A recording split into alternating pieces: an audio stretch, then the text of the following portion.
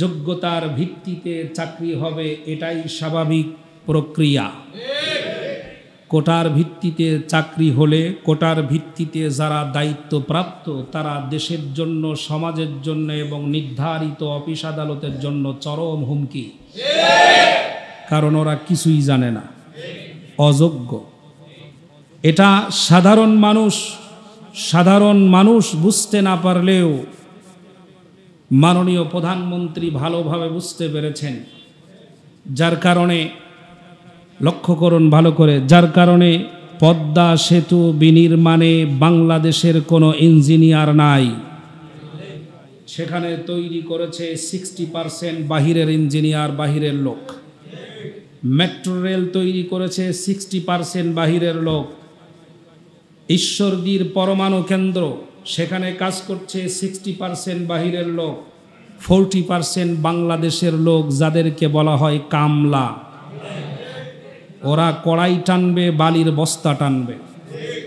মাননীয় প্রধানমন্ত্রী বুঝতে পেরেছিলেন কোটার আওতায় যারা ইঞ্জিনিয়ার, ওদের দিয়ে তৈরি করা ব্রিজ উদ্বোধনের আগেই ভেঙে গেছে, সুতরাং ওদেরকে দিয়ে পদ্মা সেতু নির্মাণ করলে এটা উদ্বোধনের সময় বিপদ হতে পারে। এই জন্য কোটার আওতাভুক্ত কোনো ইঞ্জিনিয়ার বাংলাদেশের বিগ কোনো প্রজেক্টের সাথে জড়িত নাই।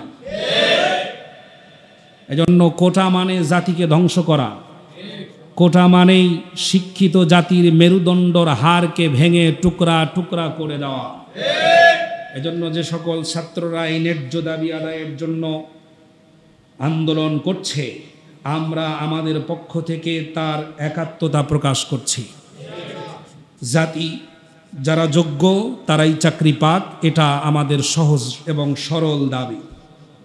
দ্বিতীয় নাম্বার কথা হলো, এই দাবিতে আন্দোলনকারী ছাত্রদের উপরে অতি উৎসাহী কিছু প্রশাসনের ভাইয়েরা উস্কানিমূলক প্রথম দিকে তারা যে কার্যক্রমগুলো করেছে, প্রথমে এই আন্দোলন এরকম বেগতিক ছিল না। তাদের শান্তিপূর্ণ আন্দোলন, এবং বাংলাদেশে অধিকাংশ সময় যে আন্দোলনগুলো হয়, শুরু হয় শান্তিপূর্ণ, শেষ হয় বিশৃঙ্খলাপূর্ণ। খতিয়ে দেখলে দেখা যায় সরকার দলের কিছু পাচাটা দালাল আর কোটায় চাকরি পাওয়া অতি উৎসুক কিছু প্রশাসন বাধা দিয়ে তাদের শান্তিপূর্ণ মিছিলকে অশান্তিপূর্ণ করে তোলে। এবং ছাত্রদের আন্দোলনের ব্যাপারেও ঘটনা ঘটছেও তাই। যারা নিহত যারা হয়েছে, যে সকল প্রায় 6 জন ছাত্র মারা গেছে, মেধাবী ছাত্র, তার ভিতরে উল্লেখযোগ্য রংপুরের আবু সাইদ। এই সকল ছাত্রদেরকে যারা হত্যা করেছে, এরা কোটার আওতাভুক্ত প্রশাসনের দায়িত্বপ্রাপ্ত ব্যক্তি।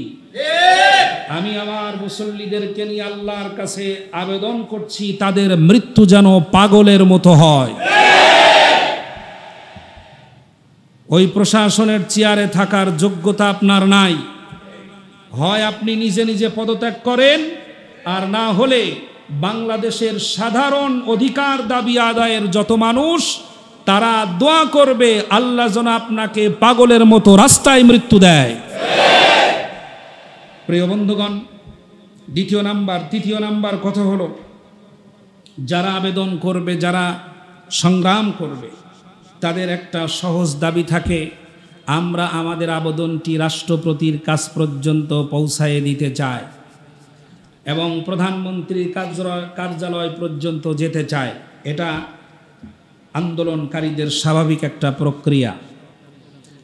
রাষ্ট্রপতির কাছে যাওয়ার বিষয়ে কঠোরতা অবলম্বন করা, এটা জনগণ এবং বাংলাদেশের সম্পূর্ণরূপে সংবিধান বিরোধী।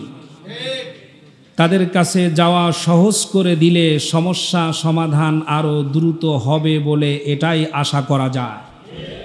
তাদের কাছে যেতে না দেওয়া, তাদের সাথে কথা বলতে না দেওয়া, তাদের বক্তব্য না শোনা, এবং রাষ্ট্রপতি আর প্রধানমন্ত্রী বাংলাদেশ সরকার যিনিই হন, রাষ্ট্রপতি যিনিই হন, তারা যদি জনগণের আবেদন নিবেদন শোনার ধৈর্য না রাখেন, তাহলে আমার কাছে মনে হয় ওই চেয়ারে বসবার কোনো যোগ্যতাই তাদের নাই।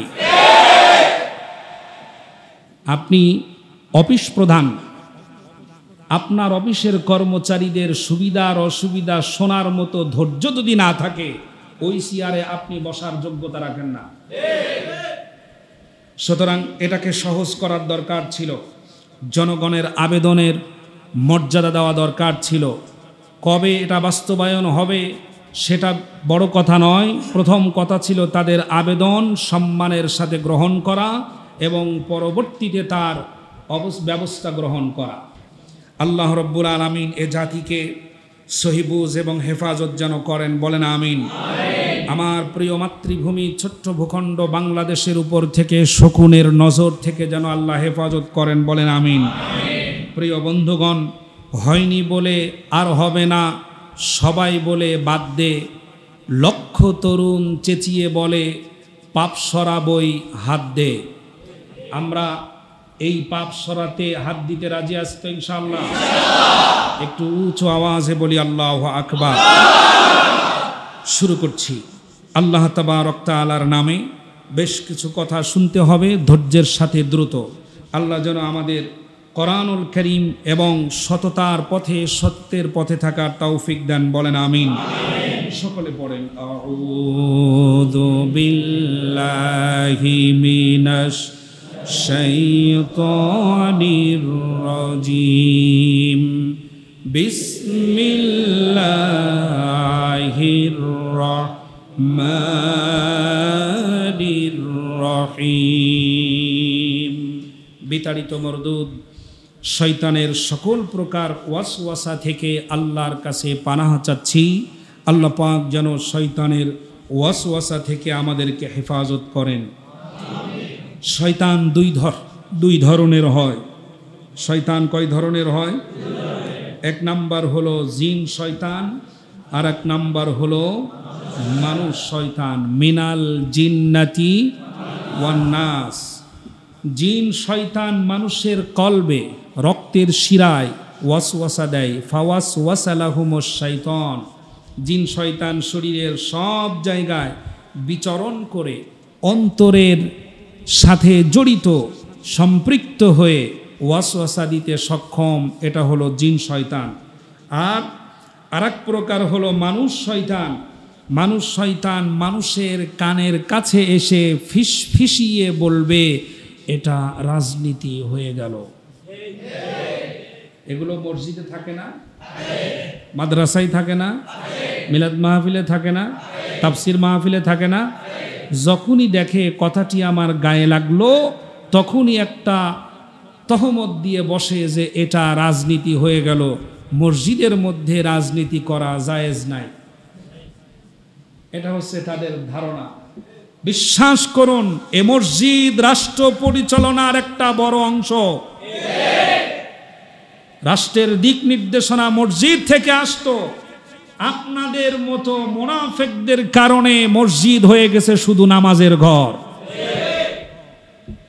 প্রিয় বন্ধুগণ, মানুষ শয়তানের মধ্যে যারা কানের কাছে মুখ দিয়া ফিসফিস করে বলে এটা রাজনীতি হয়ে গেল, আল্লাহ ওই শয়তান থেকেও আমাদেরকে হেফাজত করেন, বলেন আমিন। শুরু করছি মহান আল্লাহ তাবারক তাআলার নামে, যিনি পরম করুণাময়, দয়ালু এবং দাতা। প্রিয় ভাই সব, এই পৃথিবীতে মানুষ সৃষ্টি করেছেন আল্লাহ তাআলা, আর মানুষের হেদায়েত বা সঠিক রাস্তা দেখানোর জন্য দুটি জিনিস দিয়েছেন। এক হচ্ছেন আল্লাহর কিতাব, আর একটা হলো রসুল সাল্লাল্লাহু আলাইহি ওয়াসাল্লামের সুন্নাহ। আল্লাহর কিতাব এবং নবীর সুন্নাহ, রসুল সাল্লাল্লাহু আলাইহি ওয়াসাল্লামের কথা যারা মেনে নিয়েছে তারা হয়েছে ভাগ্যবান, আর যারা মেনে নিতে পারে নাই তারা হয়েছে ভাগ্যাহত জাতি। তাদের নামে আজ কুকুরের নামও কেউ রাখে না, তাদের নামে গরু ছাগলের নামও কেউ রাখে না। ফেরাউন, সাদ্দাদ, হামান, কারুন, আবু জেহেল, আবুল আহাব, উতবা, সাইবা, ওয়ালিদ ইবনে মুগিরা, পৃথিবী জুড়ে যত গৃহপালিত প্রাণী মানুষেরা শখ করে পালন করে, একটা নাম ইতিহাসের পাতা থেকে দেখাতে পারবে না যে কুকুরের নাম অথবা শ্রীগালের নাম অথবা আপনার যে প্রাণীগুলো মানুষেরা পালন করে সেই প্রাণীটার নাম রেখেছে নমরুদ, এমন কোন দৃষ্টান্ত পৃথিবী জুড়ে কেউ দেখাতে পারবে না। তারা এতটাই ঘৃণিত, আর এই ঘৃণিত হওয়ার পিছনে একটাই কারণ, আল্লাহকে মানতে পারি নাই, রসুল সাল্লাল্লাহু আলাইহি ওয়াসাল্লামকে মেনে নিতে পারে নাই। যারা মেনে নিতে পেরেছে তারা হয়েছে সফল। তাদের সফলতা এতটাই বেশি, বাড়ি নাই, ঘর নাই, পায়ের আওয়াজ আরশে আজিমে শোনা যায়। সুবহানাল্লাহ বলতে পারবেন? বাড়িও নাই, ঘরও নাই, গাছের শিকড়ের উপরে মাথা দিয়ে রাতের বেলা ঘুমায়, পায়ের আওয়াজ শোনা যায় কোথায়? আরশে আজিমে। আজান না দিলে ভোর হয় না। আল্লাহু আকবার। আল্লাহ পাক তাদের সফলতা এতটা বেশি দান করেছেন, সুবহানাল্লাহ। যারা অসফল হয়েছে ফেরাউন, নমরুদ, হামান, এরা অসফল জাতি যারা, তারা বসেছিল না। সফলতার চূড়ান্ত ফল যখন সফল জাতি ভোগ করতে শুরু করেছে, তখন অসফল হওয়া ব্যক্তিরা সফলতা যারা পেয়েছে তাদের বিরুদ্ধে চক্রান্ত শুরু করেছে। ওই চক্রান্ত তদানীন্তন সময় থেকে অদ্যাবধি পর্যন্ত জারি আছে, ঠিক না? এখনো ওই চক্রান্ত আছে না চলে গেছে?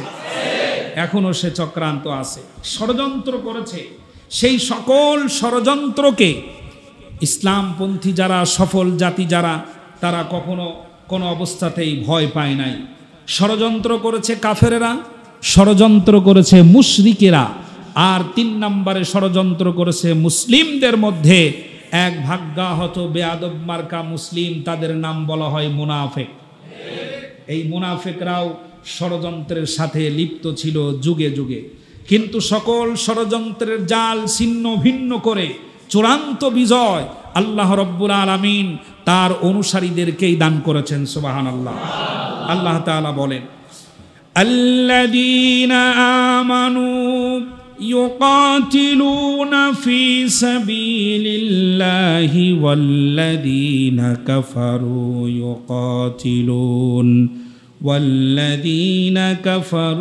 ইউকাতিলুনা ফি সাবিলিত তাগুত। জোরে বলেন আল্লাহু আকবার। আল্লাহ রাব্বুল আলামিন বলেন, যারা ঈমানদার, যারা মুমিন, যারা বিশ্বাসী, তারা আল্লাহর পথে লড়াই করে, সত্যের পথে লড়াই করে, ন্যায়ের পথে লড়াই করে, ইনসাফের পথে তারা লড়াই করে। আর যারা কাফের, তারা লড়াই করে মানুষের বানানো তৈরি করা আইনকে প্রতিষ্ঠা করার জন্য, মানুষের নিজস্ব মতামতটাকে জাতির উপরে চাপিয়ে দেওয়ার জন্য তারা লড়াই করে। আল্লাহ রব্বুল আলামিন বলেন, যারা ঈমানদার, আল্লাহর পথে যারা লড়াই করছো, ন্যায় ইনসাফের পথে যারা সংগ্রাম করছো, তোমরা শুনে রাখো, ফাকাতিলু আউলিয়া আশ-শাইতান, তোমরা শয়তানের সকল চক্রান্তের বিরুদ্ধে লড়তে থাকো, সংগ্রাম করতে থাকো। আমি আল্লাহ তোমাদেরকে বিজয় দান করব। তার কারণ, ইন্না কাইদাশ শাইতানি কানা দাঈফা। শয়তানের চক্রান্ত যতটা বিশাল মনে করছো, আসলে তা নয়। মাকড়সার জালের মতো। দাও ইমানের শক্তি নিয়ে একটা লাথি, ভেঙে চুরে চুরমার হয়ে বর্ডার পার হয়ে দিল্লি গিয়ে পৌঁছাবে। জাতি আজ টের পেয়েছে নাকি পায় নাই? আসছি কথায়। প্রিয় ভাইরা, শয়তানের চক্রান্ত শক্ত নাকি দুর্বল? মনে করুন আলিয়া মাদ্রাসার মাঠ জুড়ে মাকড়সার জালে ভর্তি। কিসের জাল? মাকড়সার জালে ভর্তি। পুরো মাঠ মাকড়সার জাল দিয়ে ভরে গেছে। এই মাকড়সার জালগুলো ভাঙতে সেনাবাহিনী কতগুলি লাগবে? Police, RAB, BGB. লক্ষ্য করেন, আমার দেশের বিজিবি তারা বর্ডারে থাকে। বর্তমান আপনার আন্দোলনকে পরাভূত করার জন্য, শেষ করে দেওয়ার জন্য তারা বাঘের ভূমিকা পালন করছে ঘরের ভিতরে, আর বর্ডারে থাকে বিড়ালের বাচ্চার মতো। ফেলানীকে হত্যা করে চলে যায়, আর বিজিবি সেখানে আঙ্গুল চষে। ঘরের ভিতরে যখন আনে তখন রয়্যাল বেঙ্গল টাইগার হয়ে যায়। হাস্যকর, হাস্যকর। গৃহপালিত প্রাণী যখন আপনি সাথে থাকবেন তখন দেখবেন ঘেউ ঘেউর আওয়াজ বেশি বাড়াইয়া দেয়, যখন আপনি সাথে থাকবেন না তখন লেজ পিছনের দিকে নিয়ে আত্মসমর্পণ করে আর বলে আমার কোনো দোষ নাই। প্রিয় বন্ধুগণ, শয়তানের চক্রান্ত দুর্বল নাকি শক্ত? এতটাই দুর্বল, ধাক্কা মারো ভেঙে চুরমার হয়ে যাবে। কাজেই আল্লাহ রাব্বুল আলামিন অভয় দিয়ে বলেছেন, ওয়ালা তাহিনু ওয়ালা তাহজানু ওয়া আনতুমুল আ'লাউনা ইন কুনতুম মুমিনিন। আল্লাহু আকবার। চিন্তা করো না, টেনশন করো না, ভয় করো না, সংগ্রাম করো আর সামনে এগিয়ে যাও। পথ যদি সঠিক হয় বিজয় তোমাদের হবে, কোনো সন্দেহ নাই। আল্লাহ রাব্বুল আলামিন কোরআনুল কারীমের ভিতরে নানান রকমের ষড়যন্ত্রের কথা তুলে ধরেছেন, আর সফলতা কাদেরকে দিয়েছেন আমি স্পষ্ট করে আপনাদেরকে বলে দেব, যার কারণে অন্তরের ভিতরে থাকা সামান্যতম ভয় যেন দূর হয়ে যায়। সত্যের পথে যারা সংগ্রাম করে আল্লাহ পাক তাদেরকেই বিজয় দান করেন। জোরে বলেন সুবহানাল্লাহ। কাফের, মুশরিক এবং মুনাফিক যারা যুগে যুগে ষড়যন্ত্র করে এসেছে, ছোট ছোট ষড়যন্ত্র, বড় বড় ষড়যন্ত্র, আল্লাহ পাক কোরআনুল কারীমের ভিতরে বলেন এমন বড় বড় ষড়যন্ত্র তারা করেছে, ওই ষড়যন্ত্রগুলো দেখলে মনে হয়েছে এইটা দিয়ে যেন একটা পাহাড় নাড়াইয়া দিতে পারবে। আল্লাহ রাব্বুল আলামিন এমন কৌশল অবলম্বন করেছেন, ষড়যন্ত্রের জাল ছিন্ন ভিন্ন হয়ে তাদের চাপানো ষড়যন্ত্র তাদের মাথার উপরেই আল্লাহ চাপিয়ে দিয়েছেন। আল্লাহ রাব্বুল আলামিন বলেন, ওয়া মাকারু ওয়া মাকারাল্লাহ ওয়াল্লাহু খায়রুল মাকিরিন।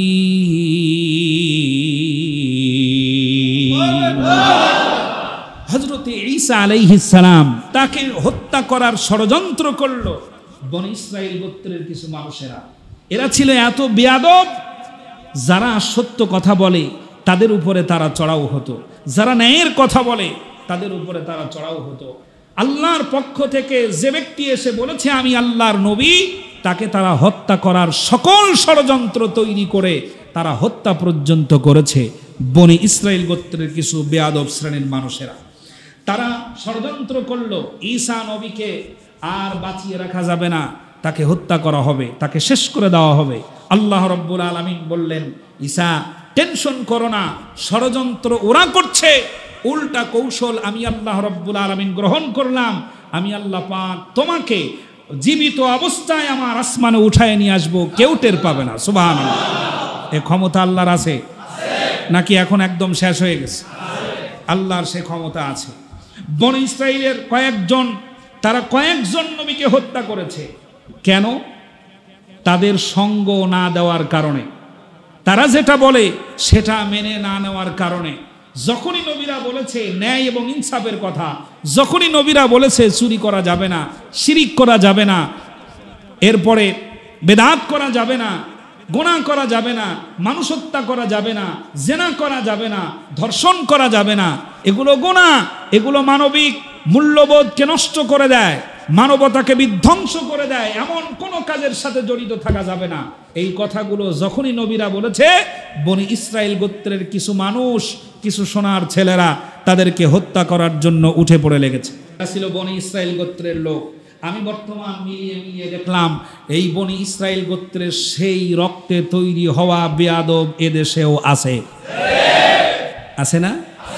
আছে। সঙ্গে থাকলেই সঙ্গী, বিরুদ্ধে গেলেই জঙ্গি। যদি চাও অধিকার বানিয়ে দেব।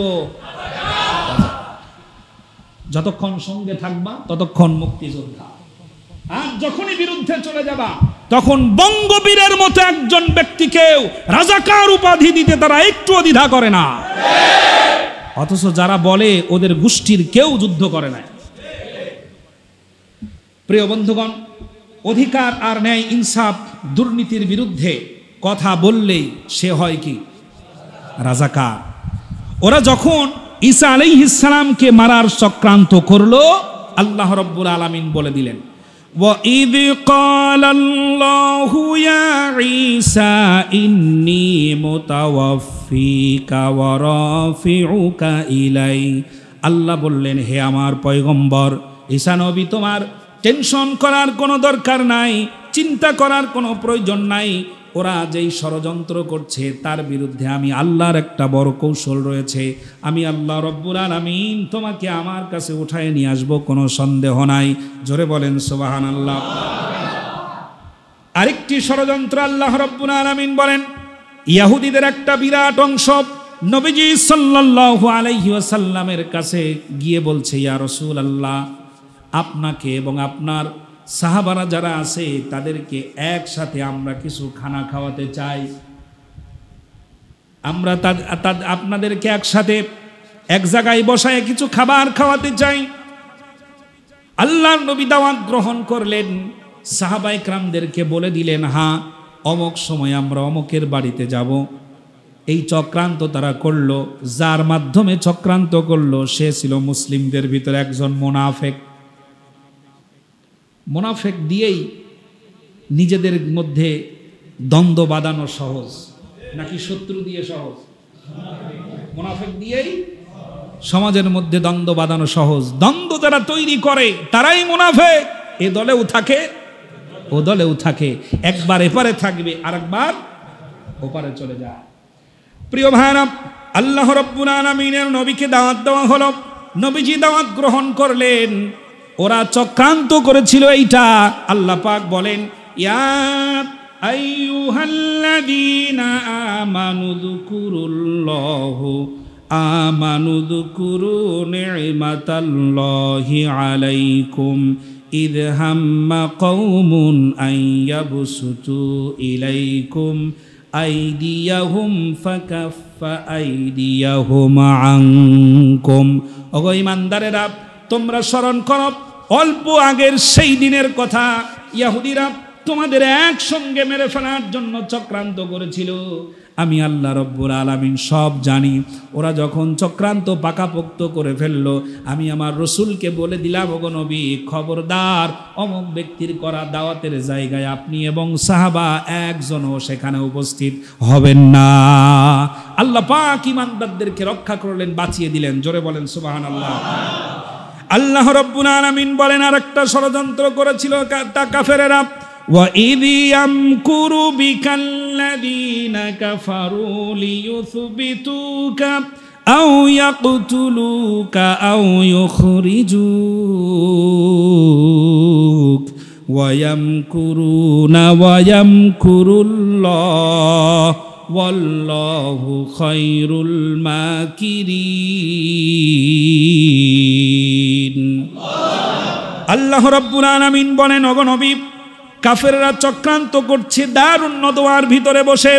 তদানীন্তন সময়ের আবু জাহেলের তৈরি করা এমপি মন্ত্রী, মক্কা নগরীর সব লোকেরাই তাদেরকে সমর্থন করে তা নয়, গায়ের জোরে এমপি আর মন্ত্রী।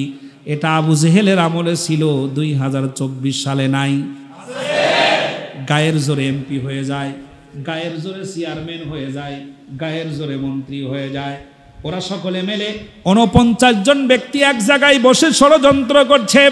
তিনটা কথা আল্লাহ রাব্বুল আলামিন বলেছেন। এক নাম্বার, তারা ষড়যন্ত্র করলো লিয়ুসবিতুক, আপনাকে তারা যাবজ্জীবন কারাদণ্ড দিয়ে দেবে। আও ইয়াকতুলুক, অথবা আপনাকে তারা হত্যা করবে। আও ইউখরিজুক, অথবা আপনার নিবন্ধন বাতিল করে দিয়ে, আপনার আইডেন্টি কার্ড বাতিল করে দিয়ে, পরিচয়পত্রটাকে নষ্ট করে দিয়ে আপনাকে দেশ ছাড়া করবে, আপনাকে মক্কাতুল মুকাররমা ছাড়া করে দেবে। ওরা এই ষড়যন্ত্র করছে। আল্লাহ রাব্বুল আলামিন বলেন, নবী হে, আমারও একটা কৌশল করলাম। ওয়ায়ামকুরুনা ওয়ায়ামকুরুল্লাহ ওয়াল্লাহু খায়রুল মাকিরিন। আল্লাহ রাব্বুল আলামিন বলেন, নবী আমি এমন একটা কৌশল করলাম, আপনি নিজের ইচ্ছা মতো ঘর থেকে বের হয়ে চলে যাবেন, কাফেরেরা তারা তাদের চোখ দিয়ে আপনাকে দেখতে পাবে না। আল্লাহ রব্বুল আলামিন যত কৌশল কাফেরেরা করেছে, পক্ষান্তরে আল্লাহ পাক সুন্দর সুন্দর কৌশল করে কাফেরদের সকল ষড়যন্ত্রগুলোকে আল্লাহ রব্বুল আলামিন নস্যাৎ করে দিয়েছেন। জোরে বলেন সুবহানাল্লাহ। সবচেয়ে বড় কৌশলকারী কে? সবচেয়ে বড় কৌশলকারী কে? সবচাইতে বড় কৌশলকারী আল্লাহ। এই কথাটা বোঝার জন্য মাত্র কিছুদিনের আগের কথা স্মরণ করিয়ে দেয়। সেদিনের সেই শাহবাগ চত্বরে হাজার হাজার মানুষদেরকে একত্রিত করে রাজাকার রাজাকার শব্দটা মুখে তুলে কোরআনের কর্মী আর আলেমদেরকে এক এক করে ফাঁসির কাস্টে ঝুলিয়েছে। যেই রাজাকার শব্দটা দিয়া কে জানতো 2024 সালের মাঝ পর্যায়ে এসে গোটা জাতি বলবে তুই কে, আমি কে। ওরা টেরও পায় নাই তাদের তৈরি করা বোমা তাদের নাকের ডগায় বিস্ফোরিত হয়ে তাদের চোখের সামনে নাচবে। কৌশলটা কার? সেদিন বলেছিল ওরা রাজাকার, আর আল্লাহ রব্বুল আলামিন এমন কৌশল করলেন গোটা জাতি বলছে আমি রাজাকার। আমাকারু আমাকার আল্লাহ ওয়াল্লাহু খায়রুল মাকিরিন। কৌশলকার সব থেকে বড় কৌশলকারীকে আল্লাহ রব্বুল আলামিন। অন্যায়ের বিরুদ্ধে গেলেই কি রাজাকার। কি একটা মেশিন বানাইছে রে ভাই, এ মাথা দিয়ে ঢোকে ও মাথা দিয়ে মুক্তিযোদ্ধা হয়ে বের হয়ে যায়। বেকায়দা মেশিন। যদি পিস কমিটির সভাপতিও থাকে সেই সময় বর্তমান সঙ্গে থাকার কারণে এ পাশ দিয়ে ঢোকে ও পাশ দিয়ে রাজা মুক্তিযোদ্ধা হয়ে বের হয়ে যায়। তারা পায় 14-15টা কোটা।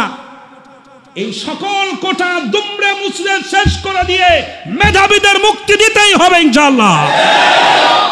প্রিয় বন্ধুগণ, আল্লাহ রাব্বুল আলামিন বলেন وَقَدْ مَكَرُوا مَكْرَهُمْ وَعِندَ اللَّهِ مَكْرُهُمْ وَإِنْ كَانَ مَكْرُهُمْ لِتَزُولَ مِنْهُ الْجِبَالُ। আল্লাহু আকবার। আল্লাহ পাক বলেন তারা এত বড় বড় চক্রান্ত করেছে দিনের পর দিন, তাদের চক্রান্ত দেখলে মনে হয়েছে পাহাড় পর্যন্ত টলে যাবে, কিন্তু আল্লাহ পাকের কৌশল তার চাইতে আরো বড় শক্ত, তার চাইতে আরো বড় তীক্ষ্ণ। আল্লাহ রাব্বুল আলামিন যখন কৌশল করেছেন তাদের বানানো কৌশলগুলো মুহূর্তের ভিতরে ছিন্ন ভিন্ন হয়ে গিয়ে আল্লাহ পাক ধুলি কণায় পরিণত করে দিয়েছেন। আল্লাহু আকবার। জোরে বলেন আল্লাহু আকবার।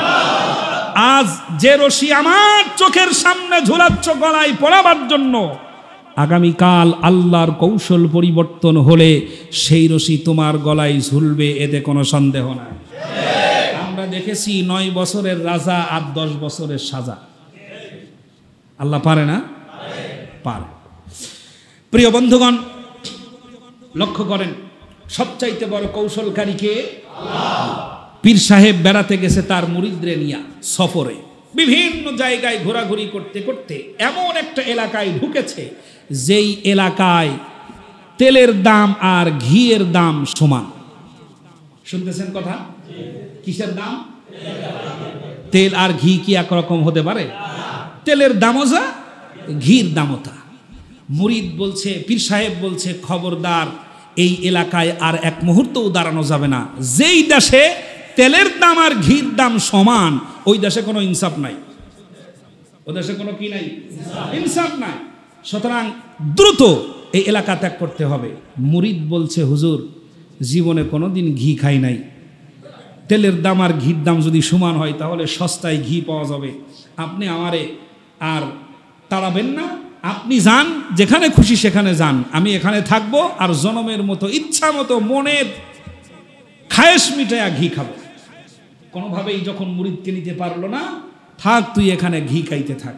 ওই এলাকার এক চোর বাদশার কাছে এসে নালিশ করছে, জাহাপনা আমার এক চোর সাথী চুরি করতে গিয়ে শিন কাটার সময় মালিকের ওয়াল ভেঙে আমার এক ভাই মারা গেছে। 2 চোরের 1 চোর বিচার দিচ্ছে কার কাছে? আছেন না চলে গেছেন? সরকারের কাছে বিচার দিচ্ছে, জাহাপনা আমার একজন চোর সাথী মালিকের ওয়াল ভেঙে পড়ে গেছে, আমরা এর বিচার চাই। যেহেতু মানুষ মারা গেছে সেহেতু জাহাপনা সিদ্ধান্ত দিয়ে দিল মালিকের ফাঁসি হবে, ধরে নিয়ে আয়। মালিকরে ধরে আনা হলো। মালিক বলল, জাহাপনা আমার কোনো দোষ নাই, এই ওয়াল যে এত দুর্বল করে বানাইছে এর প্রধান দোষ হলো মিস্ত্রির। জাহাপনা বলছে, মালিকরে ছাড়িয়ে দে, মিস্ত্রি ধরে নিয়ে আয়। মিস্ত্রিকে ধরে আনা হলো। মিস্ত্রি বলছে, জাহাপনা আমার কোনো দোষ নাই, আমার যে জুগাইলা ছিল সেই লোকটা যখন মাল মশলা মাখাইছে, এই জিনিসগুলো মাখানোর সময় সে হেরফের করছে, যার কারণে এই ওয়ালটা নরমাল হয়ে গেছে, আমার কোনো দোষ নাই, সব দোষ জুগাইলা। কয় মিস্ত্রির ছাড়িয়ে জুগাইলে ধরে নিয়ে আনা হলো। জুগাইলা জুগাইলে বলছে, জাহাপনা আমার কোনো দোষ নাই, আমি যখন এই মশলাগুলো পানি দিয়ে মাখাচ্ছিলাম সেই সময় একটা হাতি আমার পাশ দিয়ে খুব তীব্র গতিতে ছুটে চলে গেছে, ভয়ের চোটে সব এলোমেলো হয়ে গেছে, আমার কোনো দোষ নাই। বলছে, এবার জুগাইলের ছাড়িয়ে দে, ওই হাতিকে তো আর আনা যাবে না, হাতির মাহুক কিডা ওটারে ধরে নিয়ে আয়। হাতির মালিককে ধরে আনা হলো। হাতির মালিককে বলা হচ্ছে, তোর ফাঁসি হবে। কয় আমার অপরাধ? অপরাধ হলো এই, চোর চুরি করতে গিয়ে ওয়াল ভেঙে পড়ে মারা গেছে। অপরাধ কোথায়? চুরি করতে গেছে চোর, মালিকের ওয়াল ভেঙে পড়ে মরে গেছে, এই চোর মরে যাওয়ার কারণে তোর ফাঁসি হবে। কই সর্বনাশ, কোথাকার কোন চোর মরে গেল, আমার উপরে ফাঁসি হবে? যখন আমার অপরাধটা আর একটু বোঝায় বলেন। কয় তোর কারণে এই জুগাইলা মাল ঠিক মতো মাখাতে পারে নাই, মিস্ত্রি ঠিক মতো কাজ করতে পারে নাই, মালিকের ওয়াল হয়েছে দুর্বল, ওই ওয়ালের নিচ দিয়ে শিন কাটার সময় এক চোর পড়ে মারা গেছে, এই কারণে তোর ফাঁসি হবে। তখন বলছে, জাহাপনা আমার কোনো দোষ নাই। কার দোষ? কয় আমার এই হাতি নিয়ে আমি যখন যাচ্ছিলাম, পাশে একজন মহিলা অনেক গহনা পরে পাশ দিয়ে যাচ্ছিল, তার গহনার ঝনঝনানি আওয়াজে হাতি চমকে গিয়ে দৌড় দেয়। তখন বলে, ঠিক আছে এই মাহুকরে ছেড়ে দে, এবার ওই মহিলারে ধরে নিয়ে আয়। মহিলাকে ধরে আনার পরে মহিলা একবারে বলছে, জাহাপনা আমার কোনো দোষ নাই, এই অলংকার যেই স্বর্ণকার বানিয়েছে ওই স্বর্ণকার এত বাজনা দেশে কেন? কয় ঠিক আছে এটাও যাক, এবার স্বর্ণকারের ধরে নিয়ে আয়। স্বর্ণকারকে ধরে আনা হলো। স্বর্ণকার আগুনের কাছে কাজ করতে করতে শরীর মোটা হয় না, চিকন হতে হতে একেবারে চিকন হয়ে গেছে। যেই রশি প্রস্তুত করা হয়েছে ফাঁসির জন্য, ওই রশির ভিতরে গলা দিয়ে দেখা যায় যে ও ছাতা আটে না। যদি ফাঁস না লাগে তাহলে মরবে, কিন্তু যতই টানাটানি করে ফাঁস লাগে না ঠিক মতো, আর সেও মরে না। লোকেরা বলল, জাহাপনা চেষ্টা করলাম কিন্তু ব্যক্তিরে ফাঁসি দিতে পারলাম না, কারণ কয় ওর গলা চিকন। তখন জাহাপনা বলল, তাহলে ওরে ছাড়িয়ে দে, আর এমন একজনরে ধরে নিয়ে আয় যার গলা মোটা। কার পিণ্ডি কার ঘাড়ে যাচ্ছে খেয়াল করেন, কথা শুনতেছেন তো? এরপরে ধরে আনা হলো সেই পীর সাহেবের মুরিদরে, জনমের মতো ঘি খাওয়ার পরে গলা হয়েছে কি সেই এক মোটা, ওরে ধরে নিয়ে এসে বলছে, বেটা তোর ফাঁসি হবে। কয় আমার অপরাধ? কয় তোর গলা মোটা, এই জন্য ফাঁসি হবে। ফাঁসির মঞ্চে দাঁড় করায়া তাকে বলছে, তোর কোনো জীবনের কোনো শেষ ইচ্ছা থাকলে বল। তখন মুরিদ বলছে, জাহাপনা আমি আমার পীরের সাথে একবার একটু দেখা করতে চাই, যার কথা অমান্য করে আমি আজ ফাঁসির কাজটা। পীর সাহেব আসলো, আনা হলো। পীর সাহেব আসার পরে বললো, আগেই বলছিলাম এখানে থাকিস না, এখানে কোনো ইনসাফ নাই। তখন বলছে, হুজুর যা ভুল করার তা তো করেই ফেলাইছি, এখন বাঁচবো কেমনে, সেই বুদ্ধি দেন আমারে। কয় তোর কিচ্ছু করতে হবে না, আমি যা বলবো তুই আমার বিপরীত কথা বলবি, খবরদার বাহিরে কিছু বলবি না। যখন ফাঁসির রশিতে তোকে ঝোলানোর চেষ্টা করবে আমি বলবো আমাকে আগে ফাঁসি দেন, আর তুই বলবি আমারে আগে ফাঁসি দেন। দুজনের ভিতরে লেগে গেছে দ্বন্দ্ব। এবার জাহাপনা জিজ্ঞেস করছে, ওই মিয়ারা ফাঁসি নেওয়ার জন্য দুজনে এত তাড়াহুড়ো করছো কেন, ব্যাপারটা কি? পীর সাহেব বলছে, না এটা বলা যাবে না, গোপন কথা। কয় না বলাই লাগবে? কয় না হুজুর বলাই যাবে না, গোপন কথা। কয় না বললে তো ফাঁসি দেব না, তাড়াতাড়ি বলো। পীর সাহেব তখন বলছে, আমি আমার দিব্য দৃষ্টিতে দেখতে পাচ্ছি এই রশি গলায় ঝুলায়া যেই লোক মৃত্যুবরণ করবে বা ফাঁসি যার হবে, এই ফাঁসি হওয়ার পর সোজা লোকটা জান্নাতে চলে যাবে। তখন বাদশাহ মনে মনে ভাবে, জীবনে তো আকাম পোকাম কম করি নাই। তখন লোকদেরকে বলছে, এই দুইটার এই সরা, ফাঁসি আমারে দে। কৌশল কে জানেন? কে জানেন? আল্লাহ এমন কৌশল করতে পারেন, তোমার বানানো তৈরি করা রশি তোমারই গলায় ঝুলবে, এতে কোনো সন্দেহ না। আমাকারু আমাকারাল্লাহ ওয়াল্লাহু খায়রুল মাকিরিন। সবচেয়ে বড় কৌশলকারী কে? আম ইয়াকুলুনা নাহনু জামিউম মুনতাসির। লক্ষ্য করেন কৌশল কতটা খাটালেন। আল্লাহ রাব্বুল আলামিন বলেন, আম ইয়াকুলুনা নাহনু জামিউম মুনতাসির সায়ুহজামুল জামউ ওয়া ইউওয়াল্লুনাদ দুবুর। আল্লাহু আকবার। আল্লাহ রাব্বুল আলামিন বলেন, তারা কি মনে করেছে তারা সংঘবদ্ধ শক্তিশালী একটা জাতি, তাদেরকে পরাজিত করার মতো কেউ নাই? তারা কি এটা মনে করেছে? আল্লাহ বলেন, সায়ুহজামুল জামউ ওয়া ইউওয়াল্লুনাদ দুবুর। খুব তাড়াতাড়ি তোমরা দেখতে পাবে সংঘবদ্ধ শক্তি পরাজিত হয়ে পৃষ্ঠ প্রদর্শন করে তারা পিছু হটে যাচ্ছে। কার কথা? আল্লাহর কথা। তার দৃষ্টান্ত দেখতে পেলাম বরিশাল, ঠিক না? অস্ত্র শস্ত্রে সজ্জিত একটা বিশাল বাহিনী ছোট ছোট ছাত্রদের কাছে হাত জোর করে ক্ষমা চাচ্ছে আর বেরিয়ে যাচ্ছে। বলেন আল্লাহু আকবার। এ কৌশলকারী কে? এ কৌশলকারী কে? সায়ুহজামুল জামউ ওয়া ইউওয়াল্লুনাদ দুবুর। ও মুসলমানেরা, টেনশন না করে কয়েক কদম এগিয়ে দেখো, সংঘবদ্ধ শক্তি পরাজিত হয়ে তোমাদের বিজয় আসবে ইনশাআল্লাহ। কোনো সন্দেহ?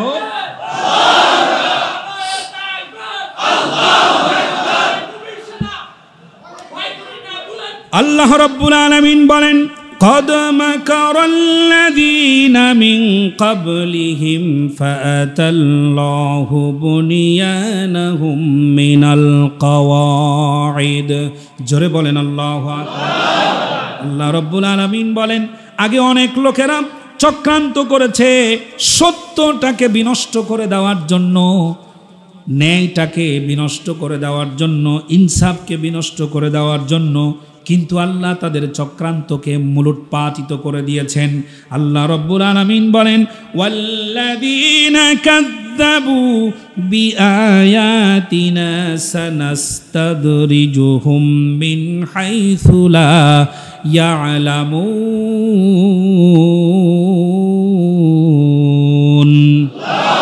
আল্লাহ রাব্বুল আলামিন বলেন, যারা আল্লাহর আয়াতকে মিথ্যা সাব্যস্ত করেছে, কোরআনের বিধানটাকে যারা মানতে রাজি হয় নাই, যারা এইটাকে মিথ্যা সাব্যস্ত করেছে, এইটাকে অপরাধ মনে করেছে, আল্লাহর আইন চাই, সৎলোকের শাসন চাই, এই স্লোগানটা যারা মিথ্যা মনে করেছে, অপরাধী বানিয়ে দিয়েছে, আল্লাহর সাথে তারা বেয়াদবি করেছে, রসুলের সাথে তারা বেয়াদবি করেছে, আল্লাহ রাব্বুল আলামিন বলেন তাদেরকে পর্যায়ক্রমে ধরবো আর একটা একটা করে ধ্বংস করে দেব। আল্লাহর ধ্বংস যখন আসবে তখন কেউ পালাবার রাস্তা। ফেরাউন যখন ধ্বংস আসলো, পালাবার রাস্তা ছিল কি? শেষ পর্যন্ত সেও বিশ্ব অভিনেতার মতো অভিনয়ের সাথে বলেছিল, লা ইলাহা ইল্লাল্লাহ, আল্লাহ আমি আপনার উপরে ঈমান আনলাম, আমারে সুবাও কেন, আমি তো একজন মুসলিম। আল্লাহ রাব্বুল আলামিন বলেছিলেন, আল আন, তুমি এখন ঈমান আনছো, তুই যে কত বড় অভিনয় শিল্পী কেউ না জানলেও আমি জানি। কি অভিনেতা তুমি সেটা আমি জানি। সারা জীবন জ্বালাইছো আমার মুসার তার উত্তরসূরিদেরকে, এখন তুমি বলছো আমি ঈমান আনছি। ফেরেশতাকে বলা হলো, নীল নদের ভেতর থেকে কাদা উঠায়া ওর গলার মধ্যে ঢুকাইয়ে দে, যেন আর বলতে না পায়। আল্লাহু আকবার। আল্লাহ পাক যখন কারুনকে ধরবে, তখন কারুনের পালাবার আর কোনো রাস্তা ছিল কি? শক্ত ঠনঠনে মাটির ভিতরে সম্পদ সহ 40 গজ মাটির মধ্যে আল্লাহ পাক ঢুকাইয়ে দিলেন।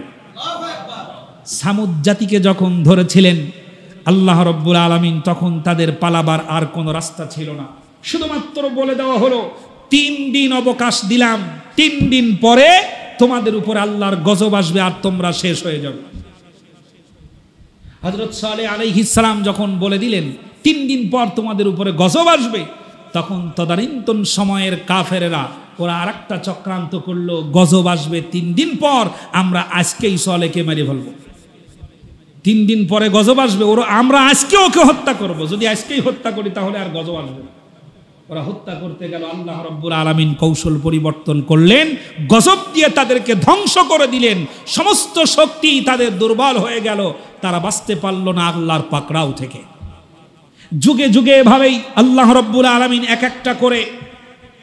এক একটা করে নরপিশাচগুলোকে আল্লাহ পাক এক একটা করে জমিন থেকে শেষ করে দিয়েছেন। লক্ষ্য করে, ফেরাউন ছিল, আছে না চলে গেছে? ফেরাউন ছিল, চলে গেছে। নমরুদ এসেছিল, পৃথিবীতে চলে গেছে। হামান এসেছিল, চলে গেছে। কারুন চলে গেছে। আব্রাহা বাদশাহ বাইতুল্লাহ শরীফ ভাঙতে আসার পরে সেও পৃথিবীতে টিকে নাই, চলে গেছে। সাদ্দাত চলে গেছে, আবু জেহেল চলে গেছে, আবুল আহাব চলে গেছে, উতবা সাইবারা চলে গেছে, মুসাইলামাতুল কাজ্জাবরা চলে গেছে। সম্রাট আকবর দ্বীন ইলাহি চালু করার পরেও টিকে থাকতে পারে নাই, চলে গেছে। সম্রাট জামাল নাসের চলে গেছে, ব্রিটিশরা চলে গেছে, পাকিস্তানিরা চলে গেছে, স্বৈরাচারের 7 চাচাও চলে গেছে। আপনি যার কথা ভাবছেন সেও থাকবে না, চলে যাবে, একদিনের জন্যও টাইম পাবে না ইনশাআল্লাহ। আল্লাহ যেন সেদিন দেখার তৌফিক দেন, বলেন আমিন। জোরে বলেন আমিন। প্রিয় বন্ধুগণ, কোটার পক্ষে না বিপক্ষে? কোটা দিয়ে একটা জাতিকে বিধ্বস্ত করা হচ্ছে। যারা যোগ্য না, কোটায় চাকরি পাওয়া প্রশাসন ডিজিটাল মোটরসাইকেলের গাড়ির কাগজ চেক করতে পারে না। দেখলাম বিশ্ববিদ্যালয়ের ছাত্রীরা জিজ্ঞেস করছে, আপনারা কোটার পুলিশ না যোগ্যতার পুলিশ? ওরা চুপ করে আছে। এরপরে জিজ্ঞেস করছে, কোন বিশ্ববিদ্যালয় থেকে লেখাপড়া করেছেন? ওরা দিশে বিশে না পায় বলছে, এটা আমাদের উপরে স্যার বলবে। শুনছেন না? জিজ্ঞেস করছে, আপনারা কোন বিশ্ববিদ্যালয় থেকে পড়াশোনা করছেন? ওরা উত্তর খুঁজে না পায় বলছে, এটা আমাদের উপরে স্যাররা বলবে। মানে কোন বিশ্ববিদ্যালয় থেকে পড়াশোনা করছে এটাও বলবে কারা? এ হচ্ছে কোটার অবস্থা। কোটায় চাকরি পাওয়া ডাক্তার সিজার করতে গিয়ে সন্তান মেরে ফেলে মিয়া। কোটা একটা হুমকি, জাতির জন্য হুমকি। সামান্য অপারেশন করতে গিয়ে ছিন্ন ভিন্ন করে দেয় মানুষকে। অ্যাপেন্ডিসাইড অপারেশন করতে গিয়ে বাচ্চাকে মেরে ফেলে। কোটার ডাক্তার দিয়ে কোনো চিকিৎসা ভালো মতো হয় না। আমাদের দেশে বর্তমান বেশিরভাগ কোটার ডাক্তার এখন, ঠিক না? আগে টের পেতাম না, এই আন্দোলনের পরে চোখ খুলে গেছে যে কোটার মধ্যে কারা ঢুকছে। যারাই কোটার ভিতরে ঢুকেছে তারা আইন জানে না। তাদের একটা প্রশাসনে যারা চাকরি পেয়েছে তাদের একটা বিগ ডায়লগ, সেটা হলো কোন অন্যায় দেশের আইন সবার জন্য কি? এ কথা সত্য না মিথ্যা? আচ্ছা, সবার জন্য আইন। হেলমেট পরা সবার জন্য জরুরি না? সবার জন্য জরুরি। পুলিশ হেলমেট ছাড়া যখন যাচ্ছে, সাধারণ যুব জিজ্ঞেস করছে, স্যার সম্মানের সাথে একটা কথা জিজ্ঞেস করব? কয়, হ্যাঁ বলেন। আপনাদের কি হেলমেট লাগে না? আমাদের তো কেস দিয়ে দেন। তখন বলছে, এই দাঁড়া, তুই সরকারি কাজে বাধা দিস? বেকায়দা ডায়লগ। বর্তমান আমাদের দেশের পুলিশের এরকম ডায়লগ আছে না নাই? যত অন্যায় করুক, আপনি যদি প্রকৃত অন্যায়ের প্রতিবাদ করতে যান, তার মুখস্থ ডায়লগ, এই তুই সরকারি কাজে বাধা দিস, তুই আমারে আইন শিখাস, আইনের ছাতাও জানে না। কারণ চাকরি পাইছে কোটায়। কোটার আর একটা অপর নাম হলো খুঁটা। খুঁটা বোঝেন তো? যে খুঁটার মধ্যে ছাগল গরু বাইন্ধে রাখে, এটার নাম কি? খুঁটা। মাননীয় প্রধানমন্ত্রী বলেছেন, কোটায় যারা চাকরি পায় তারা কি মেধাবী নয়? শুধু মেধাবী কি রাজাকারের বাচ্চারা? আমি মাননীয় প্রধানমন্ত্রীকে ওপেন চ্যালেঞ্জ করে বললাম, গোটা বাংলাদেশের খোলা ময়দানে আপনি মেধার যাচাই করুন। এক পাশে কোটার আওতায় যারা চাকরি পেয়েছে তাদেরকে দাঁড় করান, আর যারা কোটার বাইরে আছে তাদেরকে দাঁড় করান।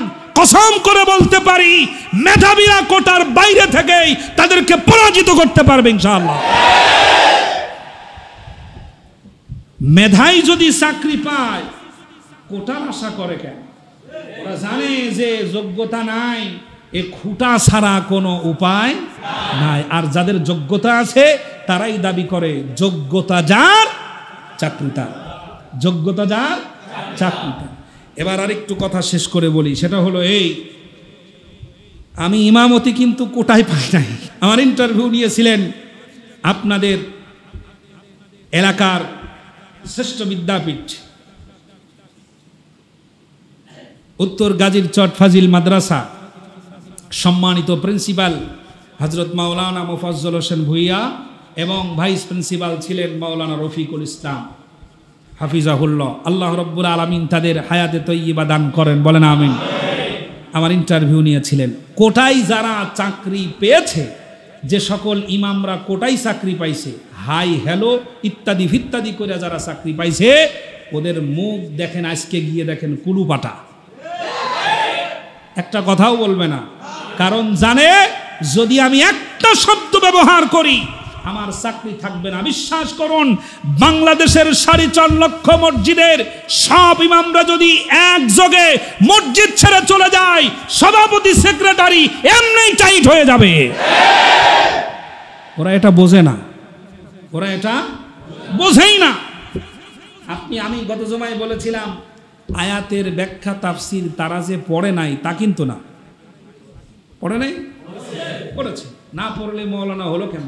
তাফসির তাকে পড়াই লাগছে, কম পড়ুক আর বেশি পড়ুক, পড়াই লেগেছে। তাফসির জানার পরেও আয়াতগুলোকে গোপন করে যায় কেন? চাকরি বাঁচানোর প্রধান কারণ এরা চাকরি পাইছে কোটায়। চিন্তা করে, কোটা যদি ঠিক না থাকে তাহলে আমার চাকরি থাকবে না। এজন্য কোটায় চাকরি পাওয়া প্রশাসন বেশি উৎসুক হয়ে ছাত্রদের গায়ে যারা হাত তুলেছেন, আপনি ওই চাকরি পাওয়ার যোগ্যই না। আল্লাহ পাক যদি কবুল করেন, যারা হাত তুলেছেন, নির্যাতন করেছেন, মেধাবী ছাত্রদেরকে লাশ বানিয়ে দিয়েছেন, আপনার উপর আল্লাহর গজব পড়বে, পাগল হয়ে মরবেন আপনারা।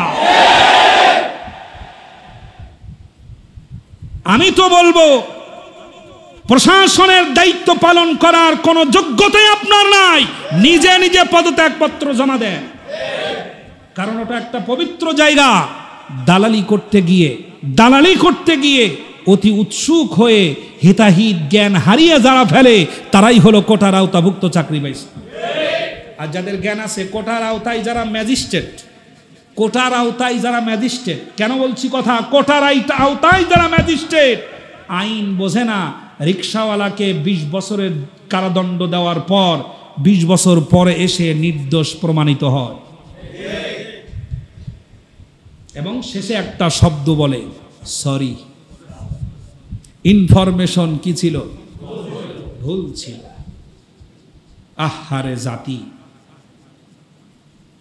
আল্লাহ পাক কৌশলকারী। আল্লাহ পাক যখন ধরবেন তখন পালাবার জন্য কোনো রাস্তা থাকবে কি?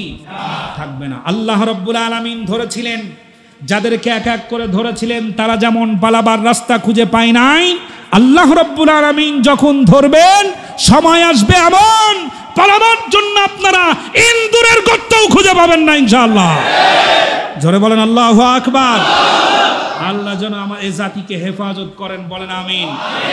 স্বৈরাচার থেকে জাতিকে হেফাজত করেন, বলেন আমিন।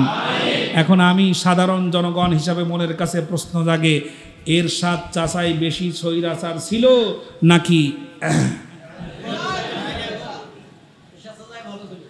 আল্লাহ আমাদের বোঝার তৌফিক দান করেন, বলেন আমিন।